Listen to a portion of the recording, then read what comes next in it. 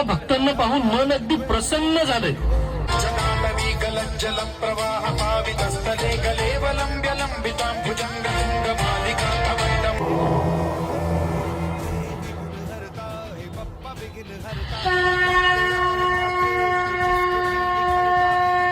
या क्षणी मी तुझा पत्नी म्हणून स्वीकार करतो. स्वामी, माझ्या आईची इच्छा आहे की मुलाकडून माझ्या घरी विवाहाचा प्रस्ताव यायला.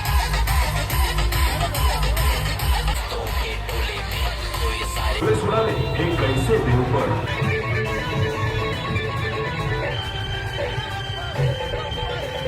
तुला